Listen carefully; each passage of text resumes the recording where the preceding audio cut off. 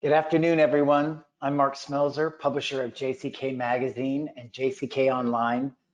And it's my pleasure to welcome you to today's JCK webinar, The Hows and Whys of Digitally Transforming Your Business, presented by Sri Ramakrishna Exports, or SRK.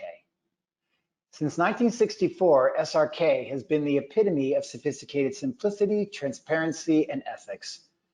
Their professional ideals and scientific approach have pushed them to setting the highest benchmarks of industry standards in the world of diamonds. SRK Group achieved annual revenues of 1.3 billion US in March of 2020.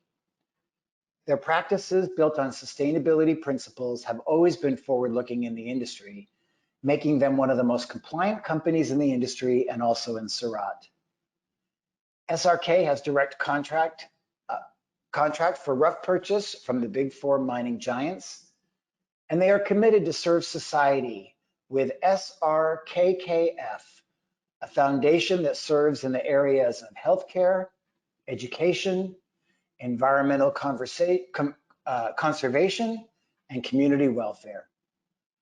On a personal note, I can tell you that I have visited the SRK factory in Surat, and it was a simply amazing place in its beauty, its size, and its modernity, in the way business is conducted there, and in the way that service and giving back is apparent in everything that they do. So it's my pleasure to welcome SRK. I will now pass you along to Katie Clifford with JCK, who will launch the presentation, and I hope you all enjoy. Thank you, Mark. Hello, everyone, and welcome to today's webinar, The Hows and Whys of Digitally Transforming Your Business. I'm Katie Clifford, kicking off the talk on behalf of JCK Webinars. Before we begin, I'd like to go over a few technical items so you know how to participate in today's event. You should see a control panel on your screen in the upper right corner. Listening by using your computer speakers is the default setting. If you would prefer to join over the phone, just select telephone in the audio pane, and the dial-in information will be displayed. The audience is in listen-only mode, but we welcome any questions you may have. You can submit text questions to our presenters by typing them into the questions pane of the control panel. You may send your questions at any time during the presentation. We will collect these and address them during the Q&A session at the end of today's presentation. Without further ado, I'd like to hand it over to our presenter, Shreyans Dholakia, entrepreneur of SRK.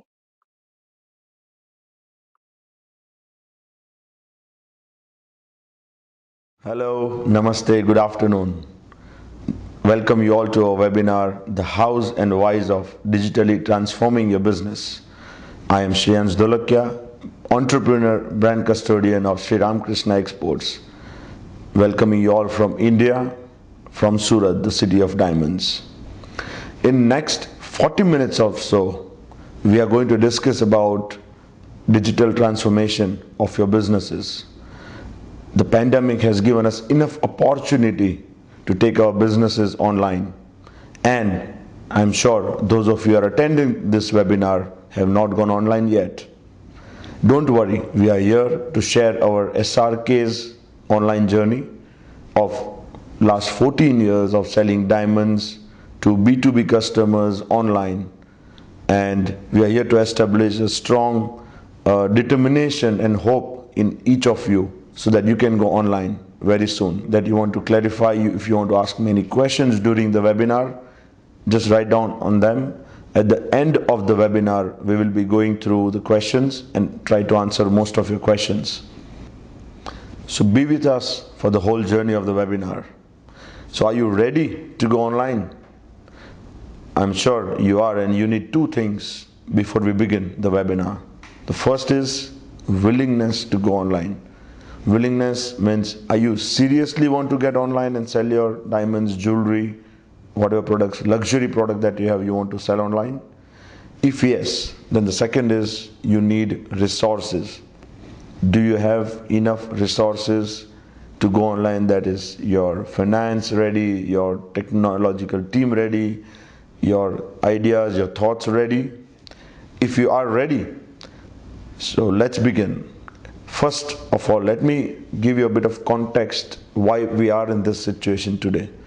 If you go back to 2008 and 9, the recession, and 2019 and 20, both the recession and the pandemic period are very different. 2008 and 9 was a recession brought by financial crisis, and it taught us post-recession that finance discipline is very important in our businesses, and thus it helped and also made us sure that we start saving some of the money, some finances as a reserve for our business. 2019-20 pandemic and the COVID-19 situation is very different. It's not a financial crisis. It's a thought process crisis. I mean, it taught us that meeting physically, traveling, going to shopping malls and restaurants is a no-no. We can't do all this. It's a dangerous thing. And virtual is the only way forward. So in 2019 and 20 pandemic, what we are learning is that we have to try to be online. We couldn't have survived this pandemic situation if there wouldn't be internet in place. Yes, all this digital transformation that we are talking about is based on internet. If you go back to history, in about 1980s, 70s, internet was introduced to research laboratories, and IT companies were doing research on how can business be done through online with multiple networks. And in early 90s, this was introduced with businesses taking their inventories online, reaching out to few customers, and that's how the e-commerce era began in early 90s. The second half of 90s gave a way to few global consumers initiating to buy products online, and we saw many dot-com companies entering the business and doing business through the e-commerce way, trying out the new way. It was all a very different, very new experience then. Though if we look at internet took 7 years to reach first 50 million users, and then it has expanded rapidly. If you look at another slide which talks about the business potentials that internet has in past few years, and until 2023 it can go up to few billion or trillion dollars that it says. Internet is in real terms a new globalization formula. It is the real World Wide Web, that is spread across the globe, adding millions of consumers every year. As a recent survey says that more than 40 million users were added last year. So that is the rate at which internet is spreading. And if you look at, everything is virtual, and the virtual is the only way forward. Internet is a new communications medium. So if you look at the recent innovations brought in with the help of internet is social media and mobile technology. These two things has given a new way to communicate with consumers, influencing them and thus changing their behavior. So let me give you some facts about internet. In a world of 7 billion population, 5 billion owns a smartphone. Two-thirds, as per the survey done by Salesforce, which is the leading CRM software company, very recently have stated that two-thirds of the consumers are very comfortable buying through their mobile devices. 60% of the global population are on an average active on internet every day.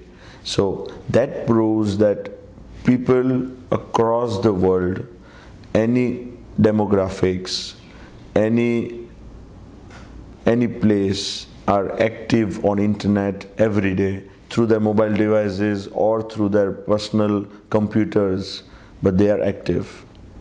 Now if we come to luxury sales, luxury products were little late in adopting to the internet or e-commerce era of 90s. And so they are catching up very fast in today's time with social media and other communications medium available to us. So if you look at today, about 80% of luxury sales globally are influenced by social media. What does it mean is that before making any luxury purchase, consumers are going online, checking the product on the website or social media, or they are doing study on the blogs, understanding the product, the brand, and overall they are getting convinced through internet what product they want to buy, which exact brand they want to get into. So it's no more just the designing of your store or the location of your store. It's very much important how well placed you are on the internet, on the Google rankings, on the social media platforms. Various platforms are available online. We'll see them in the coming slides. So as we were discussing about consumer behavior that is changing, before that, if you have any questions until now, please write into the chat box. I'm already getting a few questions and they are very interesting. So I'm excited that the question and answer round is going to be very, very interactive. Stay along the journey, and as we now discuss about the consumer behaviors that is changing, let me ask you, during the last pandemic lockdown, have you watched Netflix? Did you buy your groceries from Amazon or any other online portal? That means you're already part of the changing consumer behavior pattern globally. This is nothing, but this is what you're proving. That today, customers are watching movies, the series is online on Netflix, watching the products online on Amazon, buying them through other e-commerce platforms, and the meetings are now virtual through video conferencing. Digital technology has transformed consumer habits totally through use of mobile apps, social media, real-time recommendations on the website that you get, the e-commerce sites. There is machine learning, a new technology, and artificial intelligence that goes behind every e-commerce websites that helps you get recommendations on the products that you already bought. Now all these consumer patterns are changing and they are becoming very suggestive. For example, if you walk into any physical store and you want to buy a shot for you, I mean you'll have to go to many racks. But when you go on a web store, we just have to select the colors that you want, maybe the brand if you have any preferences. They sort it for you originally, and through latest innovations in e-commerce as well, today they offer you virtual mirrors where you can simply stand in front of your webcam, and they also allow you to see how does it fit on you, whether red color looks good on you or black or yellow.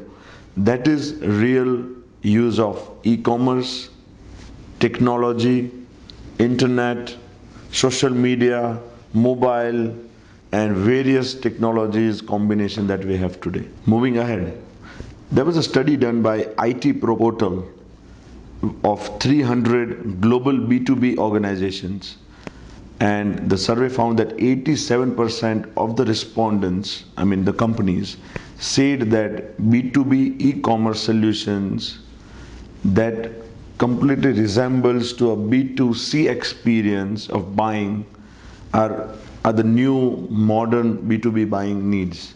So what does it mean that the respondent says that their consumers, because they are already either buying from Amazon or watching Netflix, so any given consumer of a B2B industry is that person cannot have a split personality. I mean, during 9 to 6 he is a B2B person, and while he goes home he acts as a B2C. So an individual remains the same, his behavior will remain the same. So when his overall system or overall mind is surrounded by this e-commerce global giants, your B2B portal or the systems that you have or your website or your application, everything should mimic to the B2C experience, even though you are a B2B player. So whether it's B2C survey done by Salesforce, or it's this survey which was done on a completely B2B organizations globally, the respondents want that they purchase goods online, and because it's very easy for them, they're comfortable buying online. And the reason behind this is that web stores allow B2B customers the way that they want, whether it's ease of purchase, its ability to search online through a various catalog available as we discussed earlier, and you also can track on your purchase history. So you get multiple things while you are surfing online or you're purchasing online. Your history has been saved. Your recommendations are based on your history of searches of your purchases, what you scroll through, what you look at or what you don't look at. So this recommendation is a very helpful program that is e-commerce websites are offering. So Mark and Katie, are you with me until now? Because we have been discussing a lot. And to all the listeners of the webinar, if you have any questions, please write in the chat box. Now, as we are looking at, it's a complete technological shift. That B2B customers are now modifying their buying patterns, their buying behavior is changing, they are adopting to the B2C model as we discussed. And just let me tell you that before they make any decision on their purchases, 80% of their purchases are, the decision on 80% of their purchases are already made through online study, and then they are approaching sales team. If we talk about luxury products, McKinsey has said that 1/5 of the luxury sales will be happening online by 2025. Now, digital transformation is a concept. No, it's not a concept, it's reality, and it's happening now. So if you look at digital transformation provides industry with unparalleled opportunities. If you look at Fortune 500 companies, they took about 20 years to create $1 billion valuations in the old eras. If you look at today, all the startups, with the help of internet, social media and various communications channels that we already discussed, are taking less than 4 years to reach $1 billion valuation. Billion dollar valuation is actually very baseline requirement for any startup, because from that's where their investments and other things picks up. So these are the changing times that we are talking about. Now, if we talk about DNA of digital transformation, as this slide shows, that the leadership capability is very much important, and digital capability. This is exactly what I had asked you in the beginning of the webinar, that I need 2 things from you. Are you ready? Which was intention. Are you willing to do it? So that's your leadership capability that we are talking about. As a leader, are you willing to do it? Take this decision for your company to go online? And digitally, are you prepared? So your digital capabilities means your resourcefulness. Are you ready enough with your capabilities built within the company, the systems, which we will talk in coming slides as well, that according to me, 3 things are required, very basic, when you are preparing to go online, which is customer experience. You have to focus on customer experience. You can do that by understanding your customers' needs. Who are your customers? Where are they based? What are their needs? And then you can define your understanding your customers. After you understand your customers, you have to design an experience for that segment of customers that you have identified, and create touch points for your customers, like website or mobile app or something else, that social media. These are the touch points for your customers that you can as a whole create an experience for them. Then we can have connected operations, like your in-store operations and your online operations need to be connected. If you have a limited inventory, it should be visible at both the places. And if one customer is here, one customer is there, so that inventory link up, your persona online and your persona in store needs to be very much in link. It has to be connected well.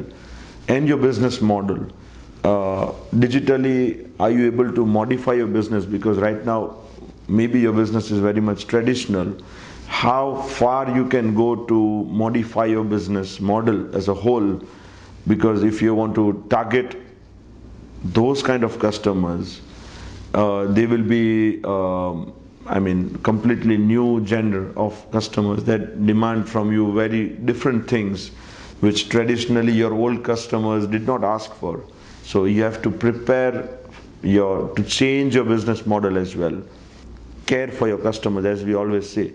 Now, what does CARE stands for is that CARE means customers are really everything. We used to say that customers are king, customers is everything for us. So when we say customers are really everything for us, it is care for customers. So the loyalty that you build, should loyalty be just a program? I mean, you offer few as we have in airlines, the mileage programs, or the hotel industry offers that. Is that loyalty as a program you are planning, or loyalty is within, and from within it will come as a strategy? So I feel loyalty should be part of your strategy, not as your program. Once you have loyalty as your strategy, then you will try to build all your systems, build all your products, your visibility, everything as if you want the same customer to come back to you again and again and buy from your online platform. So as we discussed, that loyalty should be part of your strategy. It should be means that you should be customer centric company. Now if you go on to the new set of customers that we have to target to are the millennials. We have all been hearing about millennials, their buying behaviors, what they like, what they don't like. So millennials are the new set of consumers who not just believe on social personalities endorsing few brands, few products. They believe in themselves, and thus their pattern of buying is, their behavior is, they would want to do all the research on their own. They would go to online, study about the product, read blogs, get themselves comfortable with the brand, with the product through their social media handles, and then they also check whether this particular brand that they are wanted to buy or a product that they want to buy, how environmental friendly it is, how social friendly it is, what kind of factories that they have, where are their factories, is there any child labor or not. So they are conscious for environmental issues that today we see. They are also conscious for how friendly to the nature, to the society that particular factory is. And thus, if we look at this millennials, it is projected that by 2024, 50% of luxury goods per consumers will be millennials, will be represented by millennials. And this exponential growth of 130% will be brought in just in the luxury goods, will be brought in by this millennials. Thus, if we look at this millennials, the 66% of respondents said that the last purchase was done by mobile. So we are not now only talking about online, on the computer, on the web. It is more going online on mobile phones. Going digital is not as the stores where one size fits all and you just stack up your rack and people come in and they check. No, it is more about individualization, customization, offering your product more individually. So when you have your online website and your consumers, you can create individual profiles of your customers online. What are they buying on your platform? Once you have all this data, you can offer them a customized solution that you don't need to look at my 80% of product. You just look at this 20% of product, and your demand will be sufficed. So with this, you also save time, and millennials do want to save time on non-productive things. They have much more things and they want to achieve in short span of time. If you see, the speed of overall process has increased a lot in last few years, as we just discussed about reaching to $1 billion valuation. So if you relate one or the other things, everything is interrelated. Speed is a matter of time for now, and these millennials want everything handy on their mobile while they are boarding a tram or subway, underground train. They just want to make purchases, even though it's a luxury product purchase, it's a jewelry purchase. If not making a purchase, at least they are studying the product online, and that's how they are being influenced online. So the part of the sale is done online. So we have to be there. That's the baseline for this. Now let me tell you a story. After the dot-com burst in USA in about 2000, 2001, and after the fall of the legendary World Trade Center, there was a need for some tool which we can help customers to help them in their travel. We felt that we do not have enough infrastructure. So in 2006 we started in Diamonds. We used to simply ask customers in 2006 that why do you come to our office? I mean, when you're coming here, you're blocking one of our cabins. Probably that time we just had 4 customer cabins, and so the cabin was being blocked. We didn't have enough system. So we asked them, what exactly do you look into Diamonds? And we started noting all the points, and that gave birth to our grading system, which was in 2006 late or 2007. We started to formalize all the points that we need to cover into our grading system, and how should we grade each and every diamond into our company. Then we said that online was the next phase that we want to enter into, and how can we sell diamonds through our websites. So we decided that okay, customers would want to see a few things that we already noted down. Now what would they need? So now current situation in 2006 or 7 was that every deal used to be backed by a huge negotiation. So if again the negotiations are part of the deal, then probably deal is not going to close online. So we had to take the hard call of fixing our pricing on the diamonds. So now it was no more where we say it's $100 and then we negotiate to 97, 96, whatever.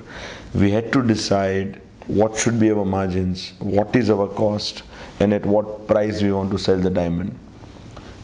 This is not as easy, I'm telling you all. It is a huge effort of almost a year of the research on the grading system, and basis of the grading system we were able to finalize how should be the pricing structure of our company should be, where it will be system driven rather than individuals' thoughts.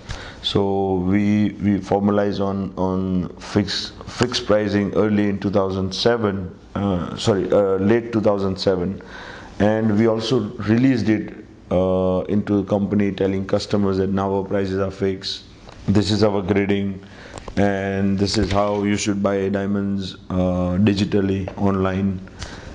So things were getting little bit upfront. Customers were also getting prepared. We were also getting prepared. And finally, on August 2008, we released our first digital B2B commerce, we can say. It was a website where we used to list all our inventory, just the list of the stones, and that's how the beginning for SRK was, to start selling diamonds with the help of fixed price that we had, and of course the grading system, which was the base of grading each and every stones and telling customers where exactly the inclusions are. In 2009, we introduced save and search facility to customers, and after 6-8 months of website, now customers were demanding that we should have some system of giving them benefits. So when we launched our website in 2008, of course we said that if you want customers to buy online, what benefit should we offer to them? We said if you buy diamonds from online, I mean it's blind, then we'll offer you benefits.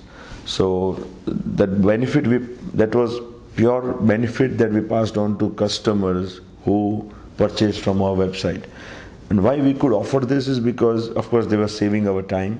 We did not have infrastructure, so they were saving our space. And overall cost related to a customer coming into office, we needed probably less team members to service them. So all this cost combined, we were able to offer some benefits to our client as well, and which we passed on. And we called it a blind discount, which even today, after 12 years of being online, is the same system and same discount that we offer. The fixed price is the same, and the grading system has enhanced, but not much. We have not gone back, we have gone further in that. In 2009, again the customers were like, okay, now we know as a company that we have a lot of data that being generated, because few hundred customers were coming online. They were giving us some pattern of searches.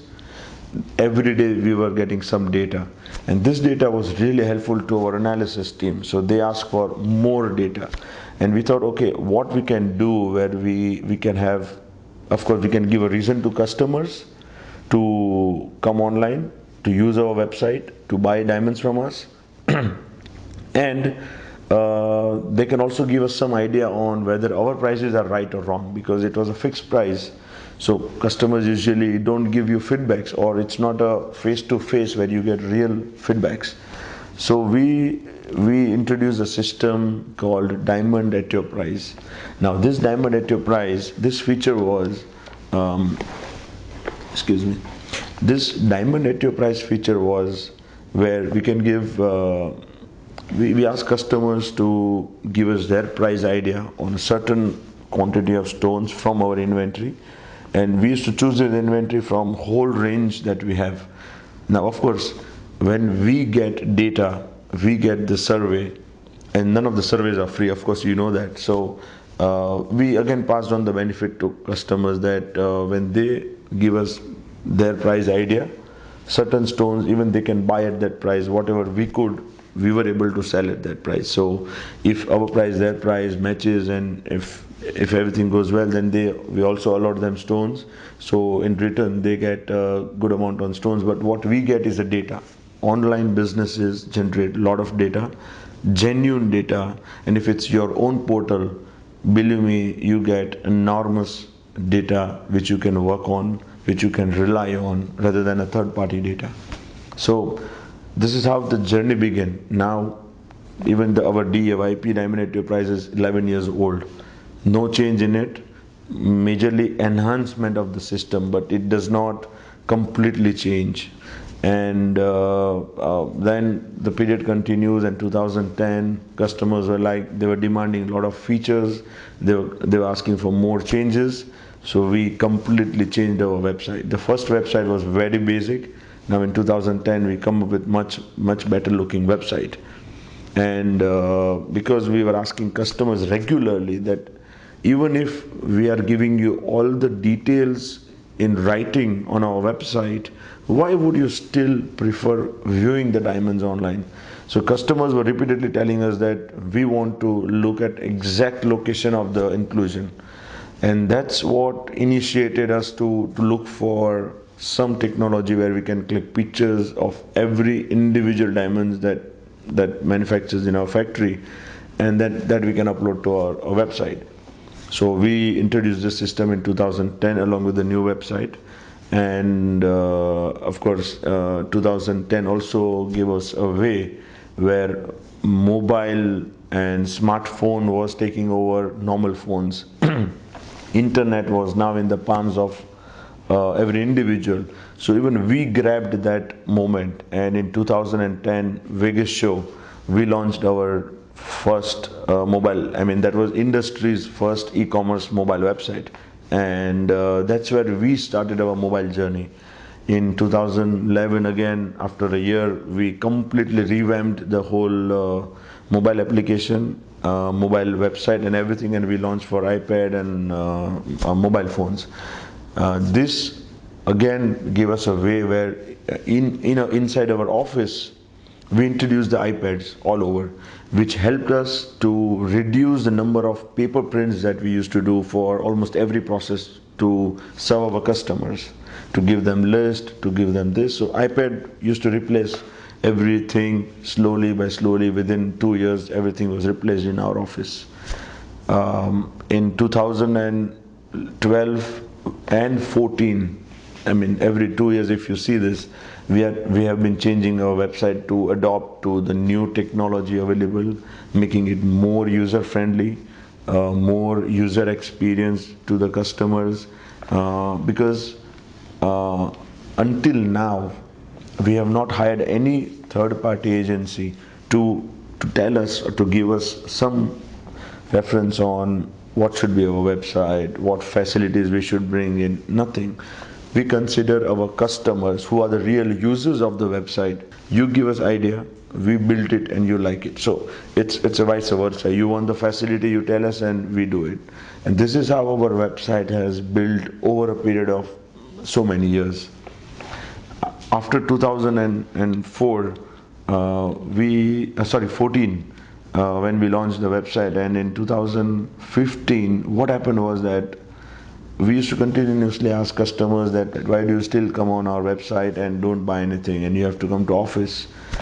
This is when they told us that of course your website is very helpful, the information that you provide and the photo that you give is wonderful, but we are not able to judge the size of the inclusion in the diamond, also the reflection part of the inclusion. If the position of the inclusion is such where there is a reflection, then they are not able to judge through the photos, so they still want to come to office and see that.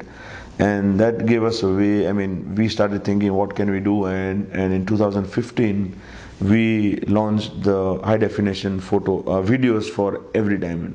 Of course these will be in a phased manners, but that year we did that, and that gave us boost to our online sales. I mean, if we start from 2008, probably it started with 0, 1, 2%, and with the recession coming in, people did not travel much in 2008-9. We got a good hands on. About 35% of our sales went online straight, because we had the product ready at the right time. After that, by the time 2015, about 50-55% of our business was online, and this video gave us really boost in our online sales and reaching about 65% that year itself. So we continued to develop our website, and in 2017 when we completely rebranded ourselves, our brand identity was changed. Of course about, and many of you will be part of that event as well. So that's when we again launched the 5th version of our website, which was built from complete scratch. We changed the backend language of it, adopting to the latest available technology in the, not industry, but in the IT world. And because we had a lot of faith in online, and by now about 75%, 80% of our business was coming from website. So we had great hopes, and we had few hundreds of thousand customers who were relying on our online portal. And of course, in 2017, also to give the way of digital transformation, there are a lot of ways to digital. We wanted to check what virtual reality can do for our world. So we hired a company, and what they did is that they did a shooting of our factory, all the processes through a virtual reality, which we almost helped about 500 of our customers in coming 2-3 years. And those who didn't want to travel to India, those who didn't have time to travel to India, when they see this, they understand how diamond is, crafted, how it is polished, how the laser cutting happens, what are the various processes involved in it, how highly skilled the diamond crafting process was. So, I mean, when we say all this, it does not, you don't feel it, but when you see it, you feel it. So, with the help of this virtual reality, we were able to educate our customers and all the viewers of that VR tour of our factory, that how this process happens. Again, this I'm bringing in here is because this again helped established SRK as a good, valuable brand in the minds of who sees it. So if somebody sees this VR, they feel what kind of factory it is. We cannot take all our customers to Surat, but of course we can take the factory through VR to them. So that's what we did. And in 2018, we thought that now real time is for transformation, and because everything was going digital, there was a lot of talks on everything being digitized, robotics and things like that, with machine learning, artificial intelligence. You might have heard of all these things. Can we automate any of our process? So we said, yeah, I mean, the grading is a process which is, of course, we have photos and videos of every diamond. Can we digitize this? And our customers are also like that for in a particular stone, we have about 7 inclusions, 10 inclusions. How do I check all those inclusions in your video? Because when the video is rotating, I don't understand how it happens. So customers, I mean, were confused, or they check that there are 5 inclusions, but they're not able to find all of them in the video. So we said, let us combine our grading system, which is written, with the high definition video. So we merged both of them, and in 2018 we launched the project called DigiPlot. It's a digital plotting of inclusions in a diamond, and this happens digitally. So if you look at the video, it plots you where exactly the inclusion is, which we are talking in our grading system.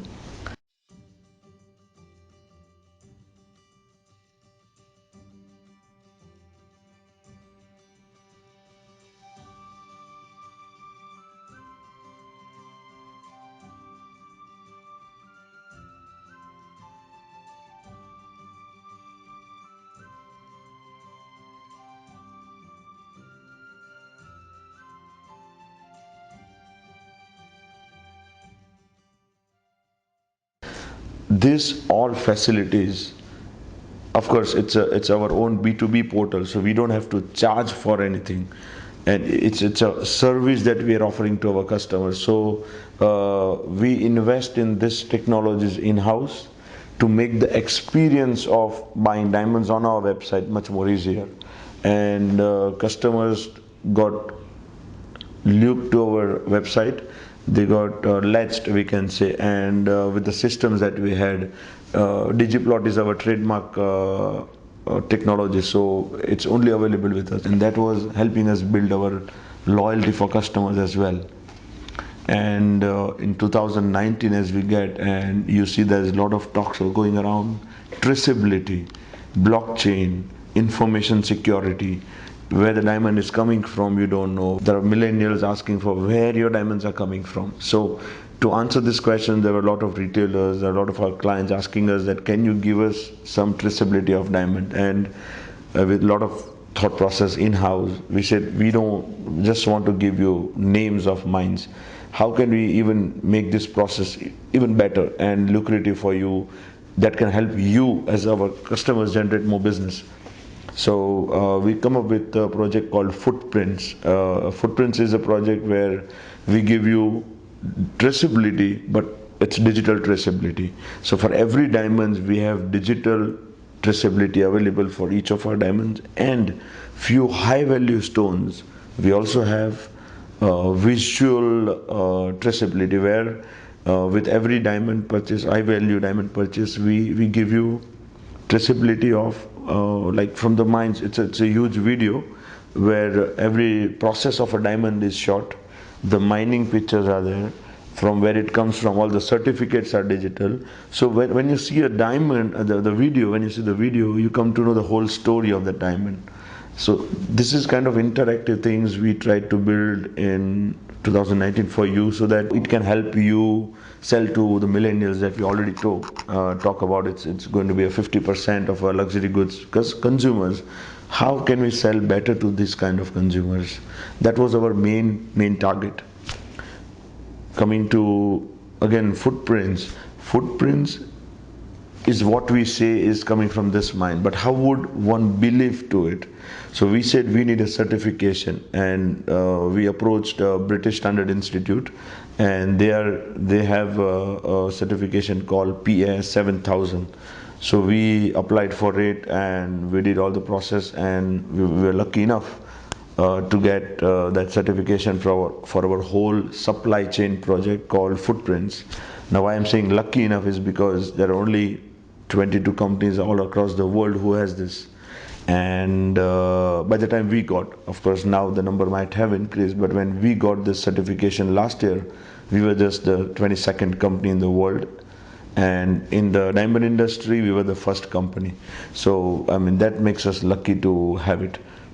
In 2020, of course, the website was now grown to a huge portal, and to match that, we needed a stronger mobile application that has all the features of website, but let's do a mobile phone. So we recently launched a website, all the features that I told you, all the facilities that we have, all the systems that are in place, all combined, and the loyalty from our customers has helped us get about 90% of our sales through online in the pandemic period. So if the situation would have come and we were not prepared, then we might have lost a lot of our sales. But now we are comfortable, is because we are prepared with our online journey.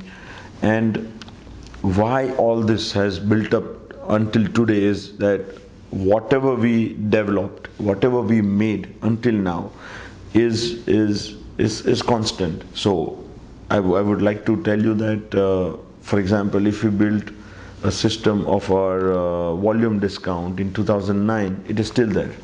If we introduce blind discount, it is still there. If we introduce diamond at your price in 2009, it is still there.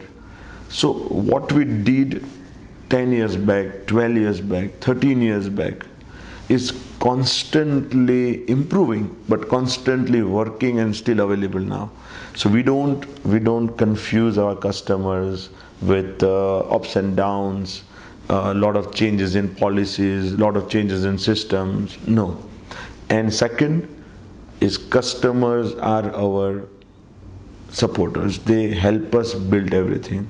So they are our consultants, we can say. Customers are our consultants. So these two things has made us, SRK, as one of the leading digital e-commerce B2B player in the diamond industry. McKinsey's 2018 report also says that digital transformation does not successfully improve their sales, or it's not a sustainable model online. So why this? Why, despite of doing all such things, companies fail to lure customers to buy online and have a set model which is digital ready, and they can able to sustain online? there's a lower rate of success for many companies. Let me get on to, of course, connecting the SRK story, because I have knowledge of what we did in SRK journey. So connecting that with what even you can do, let me just go through few things and then we can of course connect. So how can you build your digital capabilities, a sustainable model that probably nobody wants to fail, right? So we build a sustainable business model.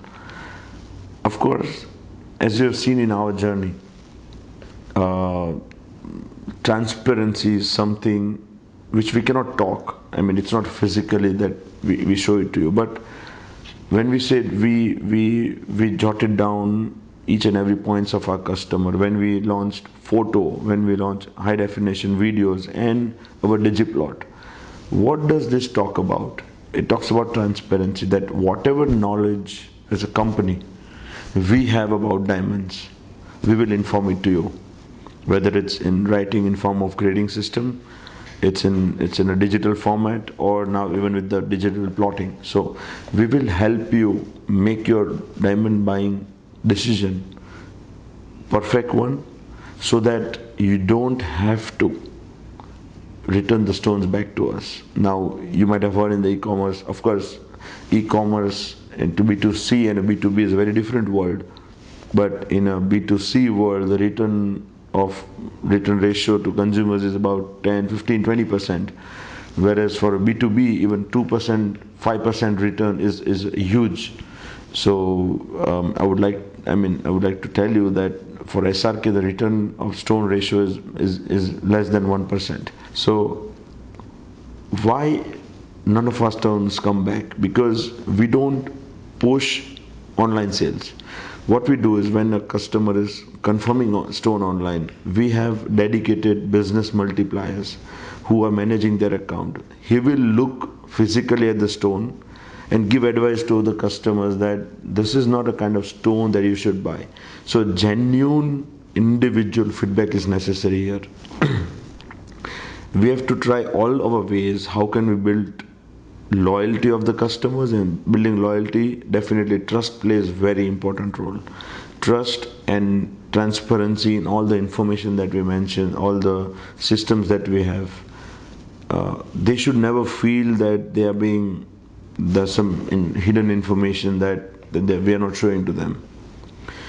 Of course, you will need a customer relationship management as a software, which is readily available if you want to go online, so that you can keep track of all your customers, you can profile them in your system, and regular follow-ups. You will need a CRM system where you can, what did you speak to him, or when you're talking to them and they're giving you some suggestions, you can note them down in your system, and when you implement those suggestions, you can go back to them, tell them that, hey, we have made some changes because you mentioned it.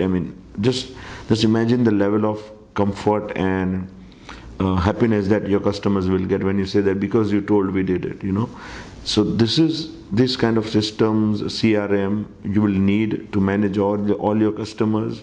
And now the CRM softwares are highly professional and very tech savvy, so you can just from one system you can manage a lot of things. So you should go for it. Second, if you want to be online ready, is as we mentioned, we first worked on our grading system. How grading system helped us is because when we framed the grading system, we're calling it SRK grading system, SGS.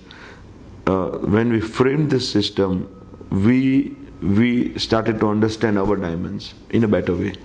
When we started to understand the diamonds in a better way, we could then adopt to a higher level of QC onto the checking of every stone. So when we see the stones individually, do 2 or 3 tier QCs on top of it, and then what information we mention about every diamond and show it to you on the website, that is already a filtered information. So there are very less chances where we can go wrong in giving you some information. The returns of our stones, if some customer bought a stone and if we get a return, is always misunderstanding, because we've written something on the website and he's misunderstood it, or we have mentioned it and he's forgotten to read it, and there are very less chance where there was something and we did not write it. So these are the only reasons we have to buy back the stones. Otherwise, we make sure that before we send the stone to customers, we make sure that we do our own QCs in-house. So QC for your every product before you upload it online is very necessary. Product profiling is very necessary. So both things are combined, of course.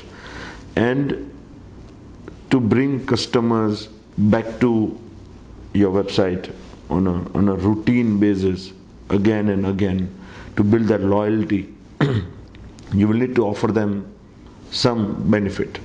That can be, I mean, depending on your location where you are, what kind of product do you sell, what kind of customer base do you have in and around. Because now when you go online, it will not just be your local geographical customers, it is a world wide web, dear. So I mean, you are going to approach n number of consumers as you can with your marketing, social media and other approaches. So you need to offer them something which is online that lures them to come back to your website again and again. So there should be some benefits offered.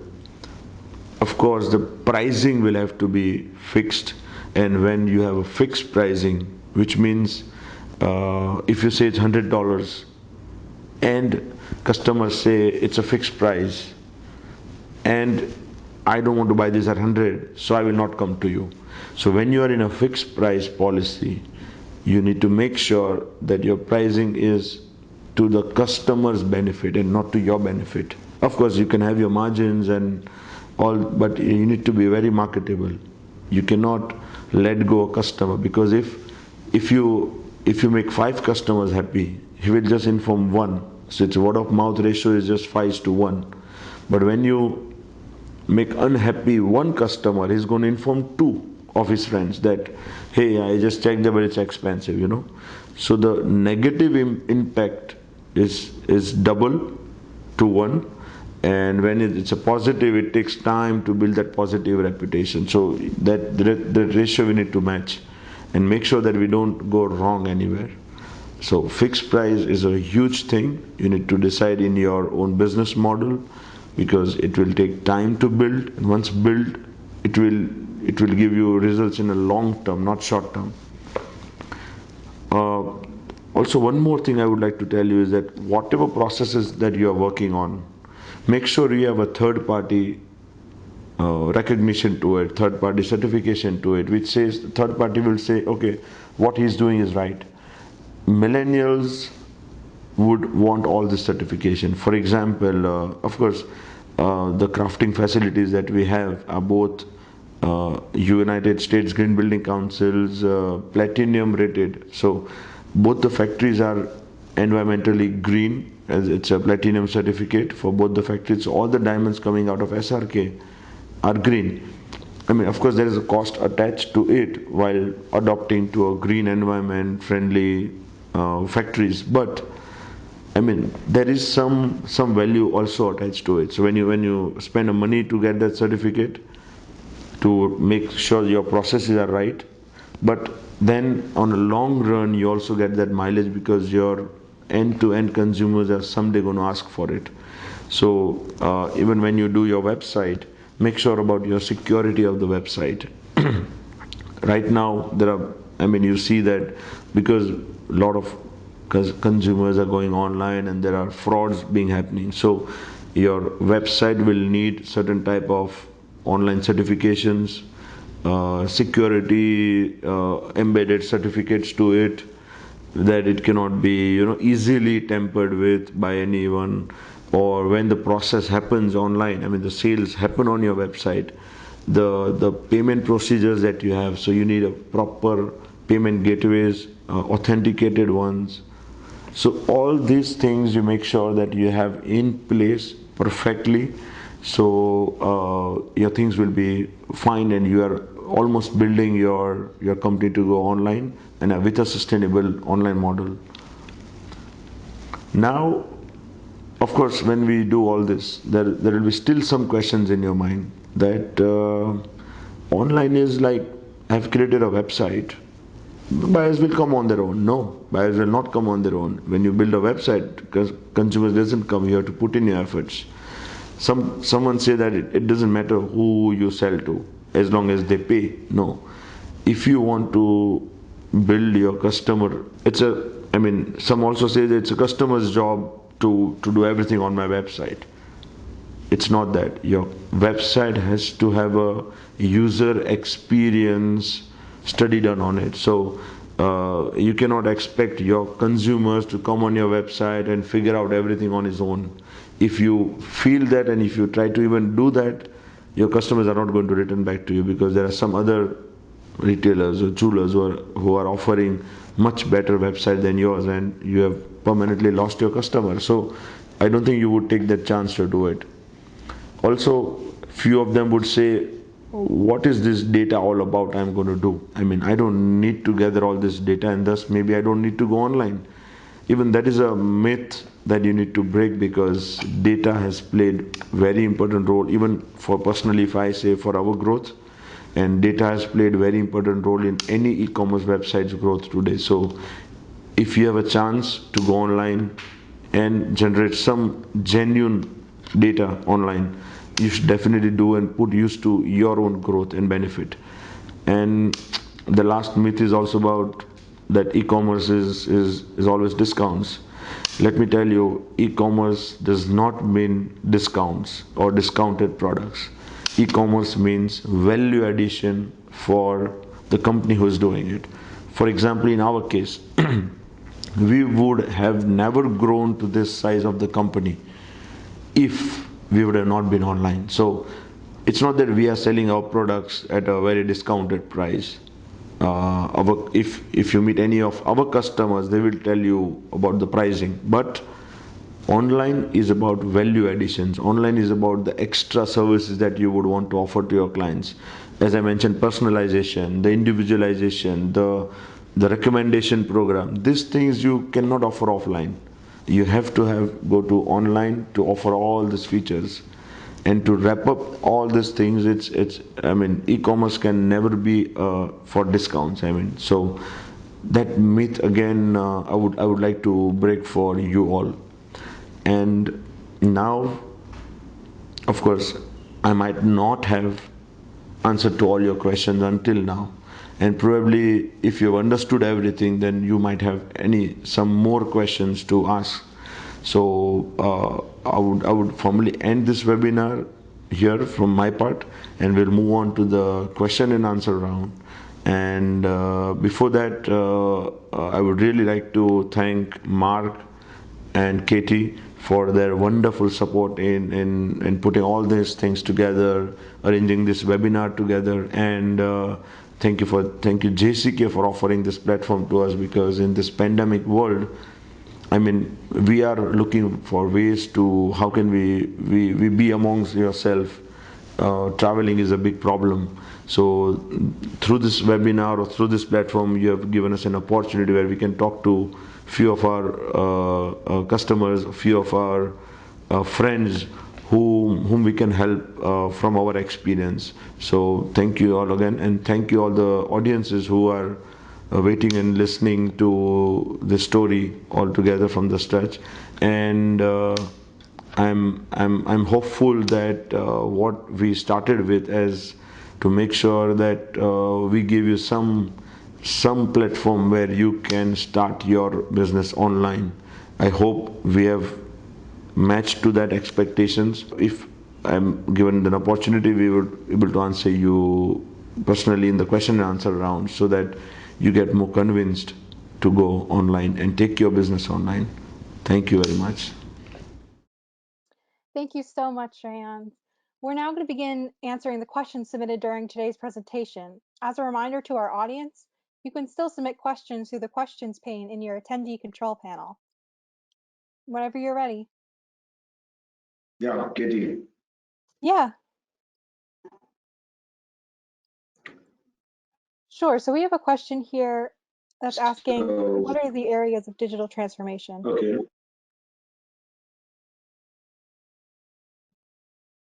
Areas for digital transformation. So I think even in the presentation, I was mentioning that there are about 4 areas of digital transformation that can happen, not in the place where it can happen, but you need to consider the areas. The first is, of course, the business model. Your whole business model will change when you're planning to do digital transformation. The second would be the processes will change, your business processes, the way you do your business, that will change. Third, of course, is your culture. When you change your model and your processes, the company's culture will also change. It has to change. Otherwise, everything will not go in combination, in hand in hand. And the last part where real change that you need to bring is your online presence, your the technology that you need to go to online, and especially the domain name, the security for your website. These all things will really count as areas for digital transformation. Katie. That's great. Our next question is, how much should businesses invest for digital transformation? Invest. That would definitely depend on individuals as to how deeper they want to go in digital transformation the way. But I mean, there was a recent survey done which says that by IDC, which says that 2.3 trillion is an estimated figure the global companies are going to invest in digital transformation just in 1 year.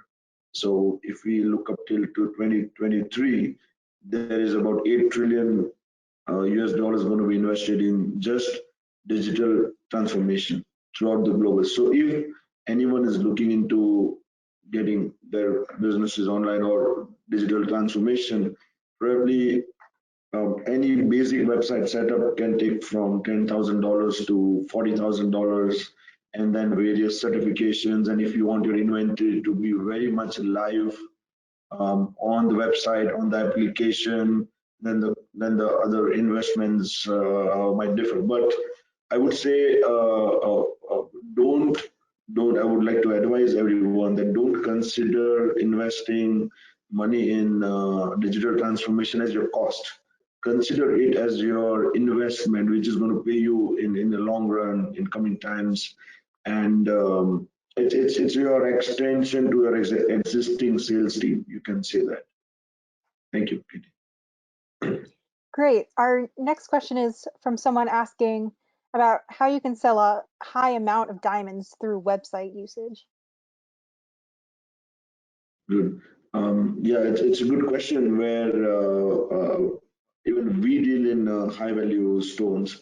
So probably it's definitely a challenge, but it would matter where the question is. If it's a B2C, probably then I mean, my answer might not be 100% correct, but if it's B2B, then I can say that when we are dealing in high value stones, usually the purchase, the customer, the buyer would not want his name to be disclosed to someone else. Probably these kind of stones are very rare. So when you are dealing in high value stones, probably don't just list them on the website that you have. Try to keep it very personalized. You need your client, as I mentioned in the webinar as well. You need a CRM where you can track your customers. You know which customers are buying what, and so then you can know that if you have high value stones, you probably only need to approach 5 of them, and then also you can do one by one, not all at a time. What we are doing to sell high value stones is that we sell it as a story. Of course, our customers are in a B2B industry, but this story helps them further to sell their stones. So stories can be where the diamond is coming from, where it was manufactured, the crafting of the stones, how much days it took to plan the stone. We capture every moment of the diamond polishing into videos, photos, prepare a nice story around the whole data that is available, and that we present to our customers who are buying this kind of stones. So this story is really helping in selling high value stones. So storytelling is very important, and knowing exactly what and which customer is going to buy this, that is very important, I think. Thank you. Great. Our next question is if you have any suggestions about software or website developers to help get online platforms started.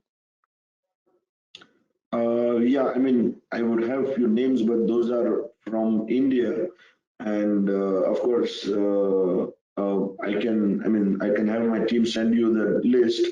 You can just email me your query on sg@srk.me. That is my email ID. I would be able to help you because I might not have the names ready in my hand. There are plenty of companies, especially from India, that I know they're highly technologically advanced and would give you better. At least the investment would be half what you spend in the other countries. Sure.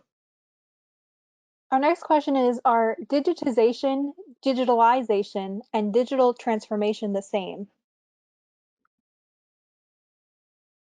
I would say the both are same practice. I mean, digitalization and digital transformation.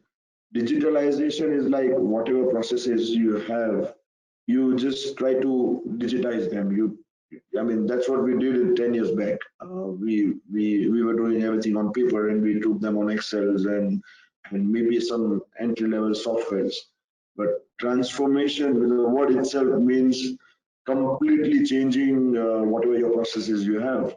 It is rethinking on your process. So I think I would look at both the words in that manner.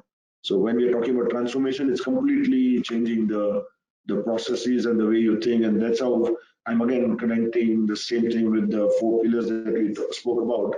Is that you need to change your business model, the processes need to change, and most important is your culture of the company that needs to change along with the transformation journey. Our next Yeah, Katie, question thank you. is, thank you. Our next question is, how should small to medium-sized firms who aren't that financially strong off start with digital transformation? That's a very important question, and I think this whole webinar is for them because according to, I mean, whatever size company is, of course, the transactions would be at that level, and the whole process would be of that level. So whatever level of business you are at today, that is not a matter in digital transformation. Any small, medium, large, any companies can get into digital transformation. So rest assured, there are various levels of softwares, or if you want to make your own website, then there are different. Because if it's a small business, then probably you need a website. The e-commerce is very basic that you need. If you have about 1,000 customers and you want to deal with them, then you need a better, stronger back engine, which you'll have to invest more in the back engine. But if your company is smaller, you have less number of stones and less number of customers. I mean, then the investment is of course lesser in that terms. So the investment in digital transformation would be, of course, depending on the size of the company. Great. Our next question is, how much of a role does social media play in advertising the website or app? I would say in today's world, especially when we are targeting millennials, if the B2C is the customer is going to be, then it's 100% or even more than that, because social media influencers, social media being present, not just being present on social media, but being present on social media and active on social media. Like if you're on Twitter, then there should be some post or some tweet about you personal going on Twitter. If it's a B2B that you're looking at, then LinkedIn is a good social media platform where you can have your blogs going on. You can explain about your brand, your company. Instagram plays very good role in targeting customers and telling your story through your designs, your jewelry designs or what you did. Your processes also you can share on Instagram. So I would say all the social media platforms are very much helpful today in advertising yourself, promoting yourself, and also telling right target audience that what you mean and how do you want to target them. I think it's very important. Thank you. Our next question is, what kind of culture is needed for digital transformation? Culture, I think, is very important because the first cultural shift that I would say is that it's not a cost, it's an investment, and I think every company would have gone through this process because as a business owner or entrepreneur or proprietor, I mean, when we look at every penny that we spend, spending on a digital transformation or even just starting with the website, we're not sure how much returns it's going to give us, and we don't see direct business going behind it. So we are very reluctant to spend money on any digital transformation. So first cultural shift I would say is on considering digital transformation as your best friend for future. I've heard Jeff Bezos saying in 1997 interview that technology is for the people who are going to live in future. So if you're not adapting to technology today, probably your survival in future is a problem. So if I refer to that, then that culture we need to bring into our company or our management, whoever decision makers are. Thank you. Thank you. Our next question it starts with, it's becoming challenging to sell fancy colored diamonds online. They ask, how can we sell them with 101% transparency? Katie, can I ask you to repeat the question, please? Sure. They wrote that it's becoming challenging to sell fancy colored diamonds online. They want to know how they can sell them with 100% transparency. Sure. Yeah, again, this is a good question because through our portal on the website that we have faced this challenge of selling. The pace of selling fancy colors diamonds with white diamonds is very different.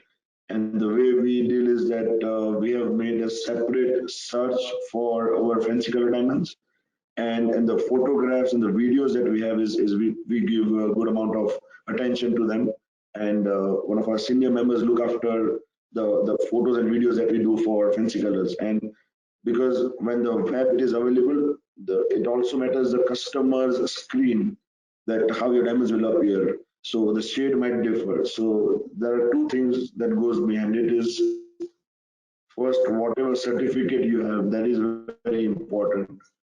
Which lab is saying your color is what. Second is your own trust in between you and your customers. So that trust factor will also matter a lot. And the technology as a video photograph, that will help you to sell better.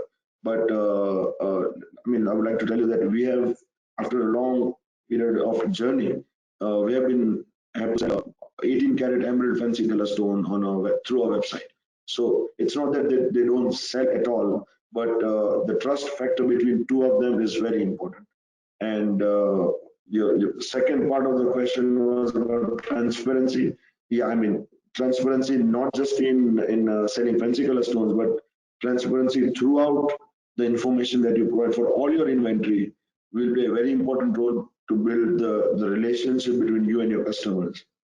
So when you say it's this kind of stone, and with your own judgment to it, and with a third-party certificate or laboratory certificate attached to it, that combination will help you sell fancy colors through websites. Thank you. Great. Our next question is, due to digitalization, will B2B become B2C with manufacturers catering to consumers directly?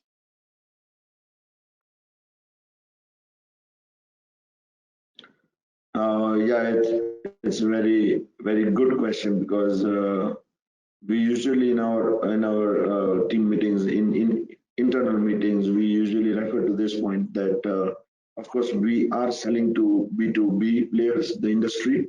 All our customers are B2B, and there is not anyone can get access to website because we take for KYC and rest of the things. So, but the way we build the whole portal is a B2C. So I mean, manufacturers selling directly to B2C, if this is possible in the future, I mean, I would say it would depend because all manufacturers, I would say that business model that we spoke already about, the culture of the company, we are so much for many years, many decades, we are acting as a manufacturers.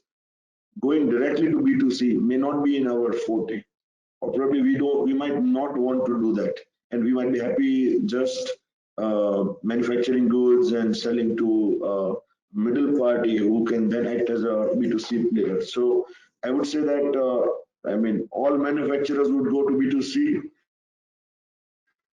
That is also not correct or might not happen ever. There might be one or two players who might just go B2C because they might have them in their culture or forte.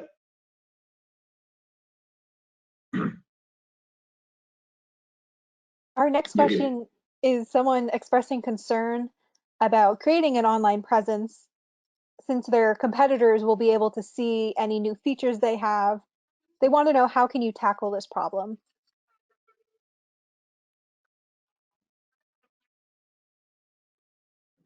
I think on the online world, there would no more be that secrecy that we want to keep between the competitors, and of course, uh, those who are buying diamonds from India probably they would might know this because all the manufacturers have good websites and good portals, and most probably if my competitors does not have access to my website, but one of my customer who's common with my competitor will go to my competitor and tell him that, hey, look, SRK has this really good feature, and I think you should also have it for your website.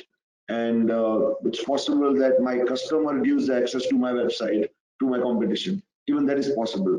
Now, how to tackle this is that this is a competitive world, and through online digitization, we are moving very fast. So competition has also gone fast, and I think we'll have to keep our pace one step ahead. So, I mean, there's a story, of course, you might have heard that the four friends went into a forest, jungle, and lion came behind them. So one of the friend was just running ahead of the fourth one, and the third and the fourth guy was discussing that why are you running so fast? I mean, anyways, he's going to eat us. And the third person who was in line, he said that no, I'm not running very fast so that he does not eat me, but I'm running only faster than you so that he catches you. So that is the competition that we are talking about. That we have to run faster than our competition. If they are copying your one of the features, let's your team build three more features, give them tough competition to even make those features. I mean, that's what even we do. And trademarking is another, if you're in a B2C world, then if you trademark your features, that would really help you, because if you look at the photos and the HD videos that are on our website that even I discussed, what the technologies somewhere, even we did the R&D and we tried to build with the vendor, but at that point in time, we didn't have this point of competition. So when in 2019 we did the Digiplot technology, we realized that we need to keep this to ourselves, and so we did the trademark. We took the ownership of the product, and that's how. I mean, it's not available with any of the competitors. So maybe that is also a new way that you'll have to look at. Yeah, Katie. Great, thank you. We have time for just one more question. This will come in two parts. Sure. The first question is, how many people do you recommend to add to your digital transformation team? And also, how can you be secure about the payments received after selling a diamond online? Sure. So about the team size, that would really matter about, I mean, what exactly you want to do. I mean, for your in-house, internal team, I would say you should start with one and just give him the whole responsibility. But if your overall size of the organization is huge, then probably once that one person is ready with all the responsibilities, then you'll have to keep adding 2 or 3 members under him. I mean, in our company we have about 5 of them just handling the digital transformation, and below that, as an IT team, we have about 70 or 80 of them making our softwares and maintaining the website, but everything is in-house. So team size would really matter how and from which level you are beginning your journey. When we began in about 90s, we just had 1 member. So that would really matter how exactly you want to get into the transformation. And the second part about payments, good that you touched that topic because in the pandemic, we have seen that a lot of things have gone digital and online payments have taken place a lot. And similarly, the people who want to do the fraud are also very active. So for our B2B business and the transactions, we do not have an online payment system. So for us, it's on the portal. We just take orders, and then the order is processed through also called by our key account managers to to the customers, and then we share the bank details, and it's a direct bank transfers to India. So I mean, even in that, the fraud can take place where if in through the email, if you have shared your bank details, then people in between can hack your system, hack your email ID, and change the bank details to their bank details. That is also happened in the industry. So it's not that you are very much safe, but if you have payment instructions, most of your processes in online in their accounts. So customers confirm and they see that they have to pay so much money in this bank, then that would be much safer than dealing with through the email process. I would recommend. All right. I Well, hope thank you Kitty, I so was able much. to answer that. Thank you so much, Shreyans. It looks like we're out of time now, but I want to give a big thank you to everyone for attending today's webinar, The Hows and Whys of Digitally Transforming Your Thank you. Business by SRK. Thank you for joining us, everyone, and I Thank hope you you have a all. great rest of your day. Thank you very much. Bye. Thank you, everyone.